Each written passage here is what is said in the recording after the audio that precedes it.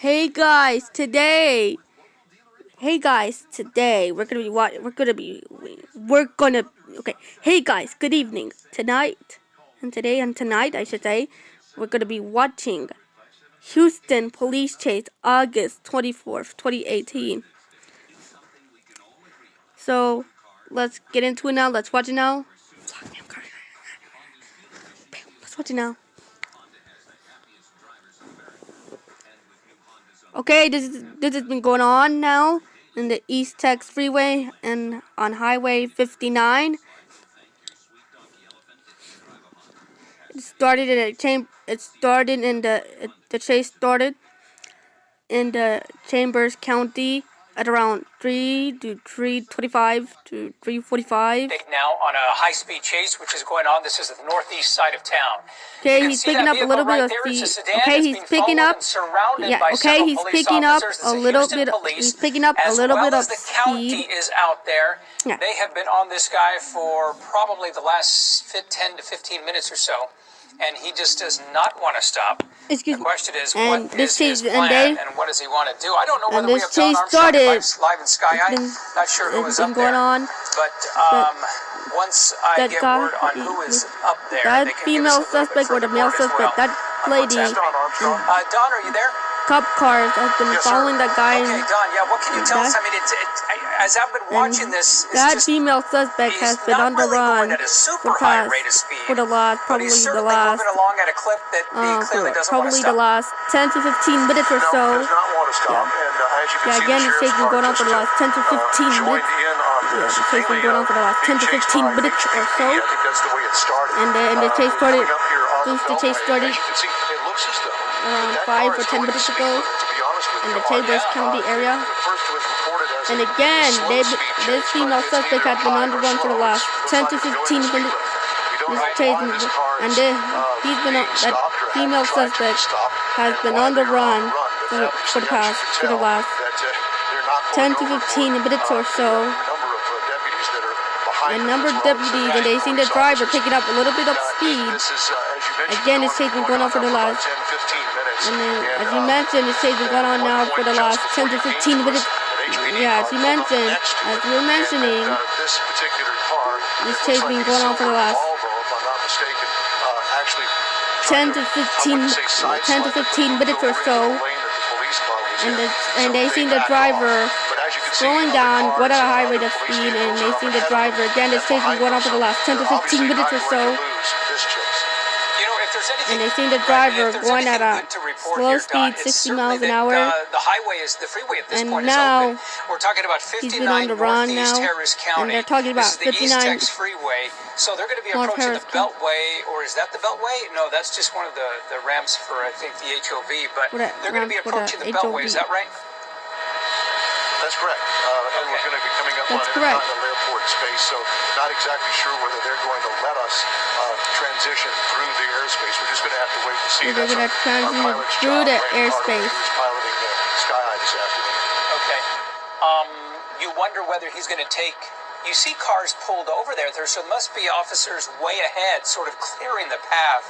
And that's always so very dangerous, especially when you get a high-speed chaser, high-speed runner here. He just doesn't want to stop. You know that there are going to be problems, people on and off the freeway. And what they always attempt to do is just try to clear the way, make a path for the person. Again, this chase been going on for the last 10, and as you mentioned, this chase been going on now for 10, 15 minutes now. Cars on the freeway headed outbound to begin with, so and based on the speed of the car, you can tell that it just got a problem. This chase been going on for about the last 10, 15 minutes or so. And since the chase started, it began in the Chambers County area. Just passed the North Beltway, by the way. You just passed the North Beltway, by the way. What you saw before that, as you were on a wide shot. That was as they were on a wide shot. Beltway. So northbound on Beltway, they continue to move. At this point, they're going to be reaching Kingwood soon. They're going to be reaching Kingwood soon. How long he's going to stay on this freeway? How long he's going to stay on this 59 or 69 Interstate East Texas Freeway? Don. No, it doesn't appear to be. He's over in looks like lane number 2. He's over in the lane number 2, as you heard. Don Armstrong from Sky. From Sky Eye 13. From Sky Eye 13 as well. Allow this to continue. Why not do the pit maneuver on it? I understand that state law has changed in some cases that is allowed now. But it certainly is annoying that all of the traffic is backed up, and this is going to be a scene, as you know, when this finally comes to an end.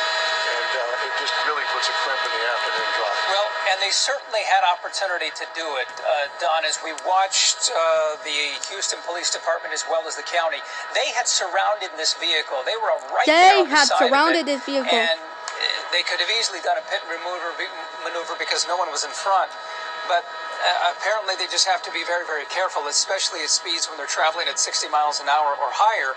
I'm going to let you listen there for a moment while I'm writing it down. This is Alicia Rivas here joining our resto. As you get farther northbound right now, you head toward the river, you head toward Humble, Kingwood, as Art mentioned, and the highway starts to get elevated. So you do worry about causing any kind of a crash and causing some additional damage or injury that might go along with really going off of the freeway because this is such an unpredictable situation.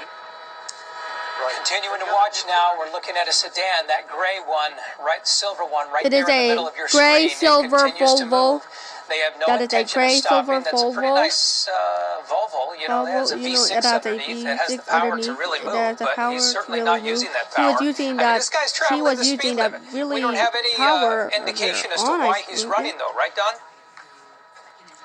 No, not as we know so far, Art. It just appears as that we're doing the speed limit in lane number 2, and we are headed northbound out of town, headed up to East Texas on the East Texas Freeway.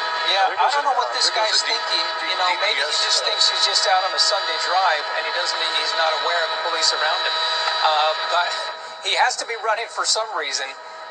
We don't know why. We're trying to gather that information. As soon as we do, we have our desk here looking into several indications as to why he might be running.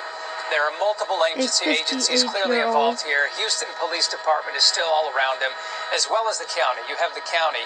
Chambers County. Did it start in Chambers County?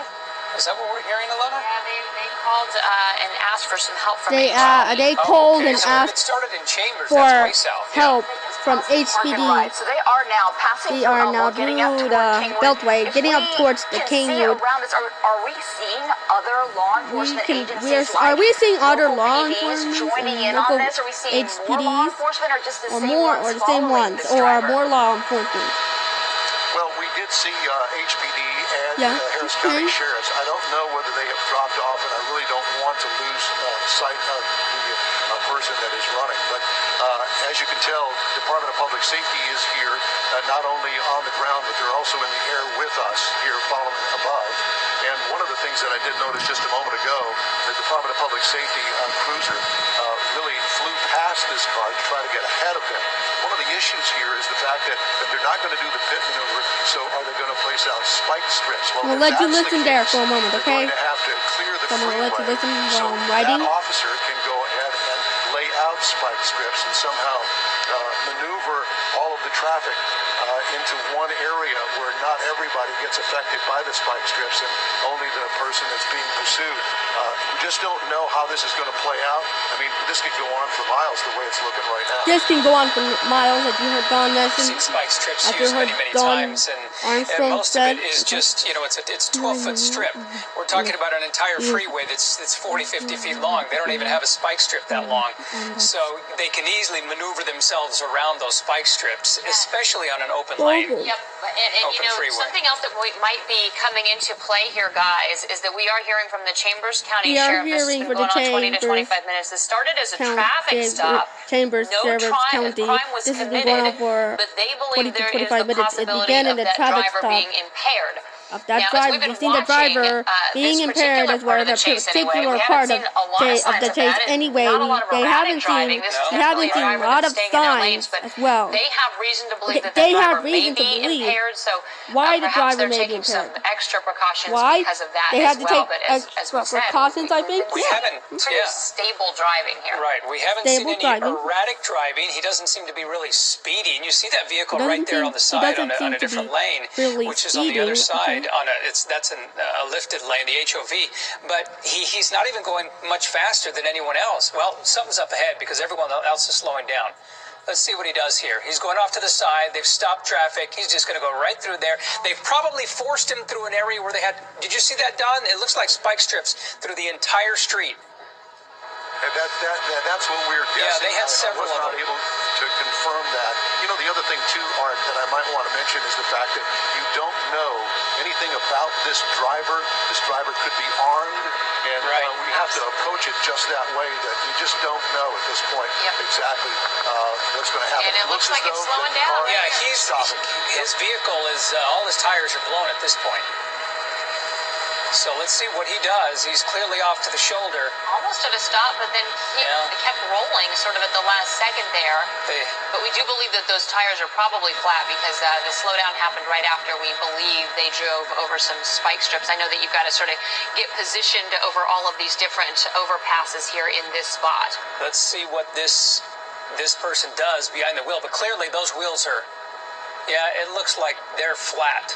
So the tires will start ripping up here. They'll start shredding soon, and he'll be on his rims or his wheels once those tires shred. So let's see what he continues to do. They're using a lot of patience. They're just they are. Stay behind him and follow at a safe distance. You can see those police cruisers are not getting really, really close because Don made a great point. This could be an armed driver. They don't know what it is that they'll be up against when this vehicle comes to a stop, so they have to take all safety precautions. Being very careful, and Don, what we have seen repeatedly is a lot of patience by Houston Police Department and even the county as well with these chases. They sometimes just let them play out, believing that eventually they're going to stop. But there's opportunity to do something here. Go ahead. To bring him to a stop. Yeah, looks like they may try and box him in here. Let's see if they have a vehicle up ahead.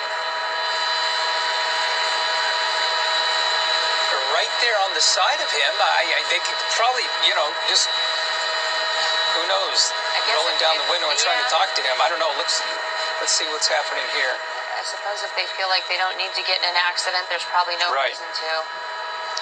So they are probably wanting to make sure that this person does not exit the freeway. On the freeway, you're kind of trapped up there. There's making sure that person does walls, but it looks like he's going to go for the exit, perhaps. Okay, so we want to make sure that. Look at the big pickup they have there. It has that front end grill. That's like almost a ramming vehicle. They have it all prepared. Yeah, that was Kingwood Drive that we just saw, right? Yeah, they're getting ready to exit here. That's the Kingwood outlet stores right there on the side. So they have it blocked. They're going to stop him. They have the guns drawn. They're telling him, they're yelling at him right now. You can see with their motion of their hand. And this person is totally surrounded at this point. Yeah. Multiple officers, multiple agencies surrounding. There's no place to go, but he's going to try and go. There he goes. He's going to go right around the officers.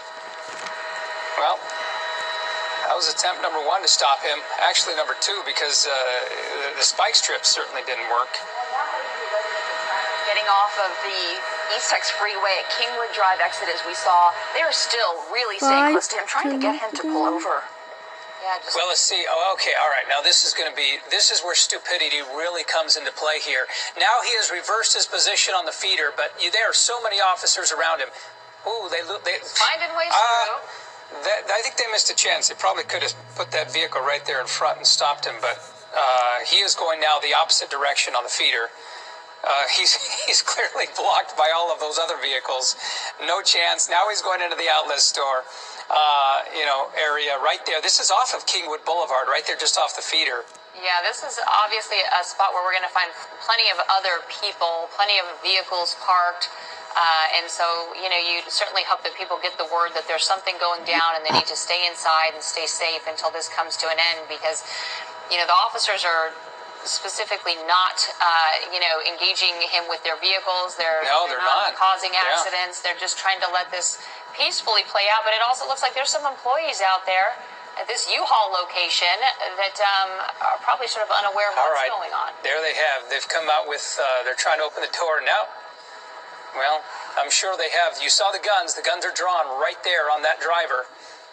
Let's hope that he stops. They have the driver's door open. They're going to probably yank him out at this point. They're going to yank her out at this point. Okay. So that canopy is one sort to the of left. Let's listen. Complete picture, but it looks like this may be over and he doesn't have a chance of taking off once again. Don, are you having a different angle? Well, the best that we can do right now because of this canopy that's over the scene here, we're going to come around and it looks as though they're having a struggle with him. Wow. Got him on the ground now. Got him on the ground. Got her on the ground. Where the potential impairment probably comes into play, because most people with that many guns on them probably would have popped out of that vehicle, but they literally did have to physically drag him out of that car. And now you can see these officers getting handcuffs on him and making sure that he is not armed, or she. We haven't even gotten a good picture of who this driver is. And again, if you're just joining us, this all started as a traffic stop, but no crime committed to begin with. They had reason to believe that this driver may have been impaired. It looks like this might be a woman, Don? Yes, it looks like it may be a woman. She obviously is in tears. She's now handcuffed, and they are going to get her up, and they will search her. They may have to even bring in a female officer to do that. But at any rate, she does not, I really can't tell whether or not she is impaired, but there is a good possibility that may be part of the problem here. I'm not sure.